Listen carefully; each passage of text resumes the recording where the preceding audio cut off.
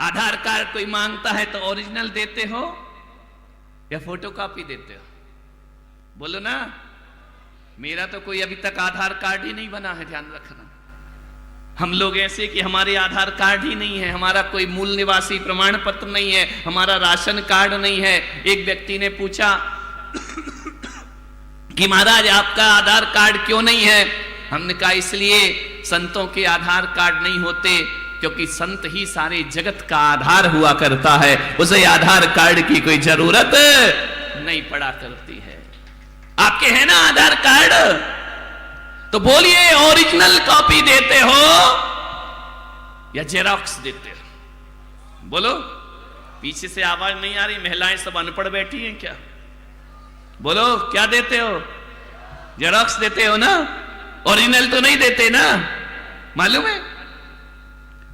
तो ओरिजिनल और जेरॉक्स में क्या अंतर होता है? एज इट इज मशीन पे रखते हो, जो उसमें लिखा है वही उसमें उछल जाता है। तो वो जेरॉक्स कॉपी फोटो स्टेट वो आपका काम पूरा कराता है या नहीं कराता है? करा देता है ना। तो मैं भी आपसे यही कह रहा हूं कि चतुर्थ काल में ओरिजिनल पंच कल्याणक होते हैं, हम जेरॉक्स कॉपी यहां पर बनकर आए हैं, हम फोटो स्टेट बनकर यहां आए हैं। और मालूम है जेरॉक्स कॉपी को नकली नहीं बोलते, फोटो स्टेट को हिंदी में क्या बोलते हैं? बोलो, जोर से बोल। सत्य प्रतिलिपि बोलते हैं या झूठ प्रतिलिपि बोलते हैं? बोलो। सत्य प्रतिलिपि किसको बोलते हैं? जो डुप्लीकेट होती है उसको सत्य प्रतिलिपि कहा जाता है।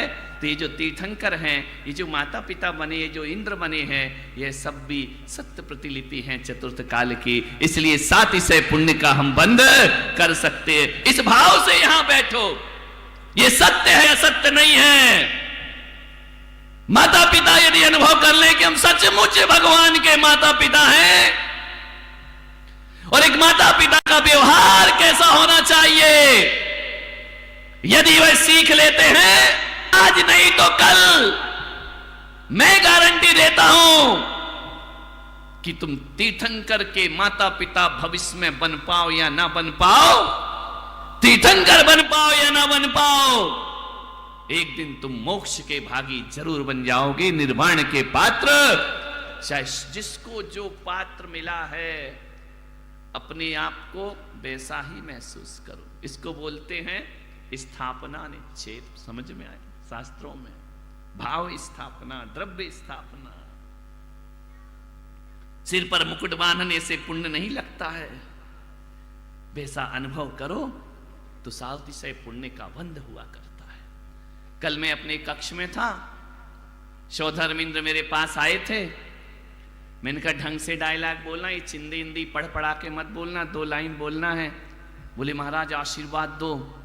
तो कल जब हमने सुना तो शायद देखा तो नहीं मैंने, लेकिन जैसे ही कोई कहता था कि महाराज हमारा नमन स्वीकार करो, स्वीकार है, हमने कहा बन गया सौधर्मेंद्र। ध्यान रखना। क्या चिंदी ले लेके डायलॉग बोलते रहते, इतना तो तुमको याद होना चाहिए। जैन होना तुम, पीछे उमेश आएगा कान में बोलेगा, तुम्हारी आवाज में दम नहीं, उमेश की आवाज उसमें आ जाती स्पीकर में। ध्यान रखिए, इतनी सी नकल कर करके पास हुए हो क्या तुम लोग? विचार करिए। तीर्थंकर के चरित्र को पढ़ा नहीं है, तीर्थंकर को जाना नहीं है, तीर्थंकर को समझा नहीं है, इसलिए तो नकल कर करके पास होते हो। ध्यान रखना। ओरिजिनल डायलॉग बोलिए, जो भावना भगवान के प्रति बन रही है वह प्रस्तुत करिए। बात याद रखना, ये भगवान का वो पावन चरित्र है, एक बार जिह्वा पर आ जाए तो जिह्वा में अमृत घुल जाया करता है, कानों में चले जाए तो कानों में संगीत घुल जाया करता है। यह भगवान का चरित्र यदि 2 आंखों से देख लो तो इंद्र के 1008 नयन बनाने का पुण्य हमको प्राप्त हो जाया करता है। भगवान के चरित्र को देखो, वह पद हमें प्राप्त होगा। जो हजारों पंच कल्याणक देखता है वह सौधर्मेंद्र के सहस्त्र नेत्रों को प्राप्त करता है। इतनी महिमा इन पंच कल्याणक प्रतिष्ठा महोत्सव की होती है। जो हजारों बार भगवान की वाणी को सुना करता है जैसे आप यहां बैठ करके जिनेंद्र के चरित्र को सुन रहे हैं, जो बार बार जन्म जन्म भगवान की जिनवाणी कानों से सुनता है, उस जीव को आगे जाकर दिव्य ध्वनि खिलाने का पुण्य प्राप्त हुआ करता है। वो दिव्य ध्वनि निकलती है उनकी, एक संचित कर्म है जो आप थोड़ा थोड़ा संचित कर रहे हैं ना। भगवान का अभिषेक जो प्रतिदिन करता है 150 साल, आगम कहता है आने वाले भाव में उसका सुमेरु पर 1008 कलशों से नमन हुआ करता है। ध्यान रखें। लाइक, सब्सक्राइब एंड शेयर कर दें।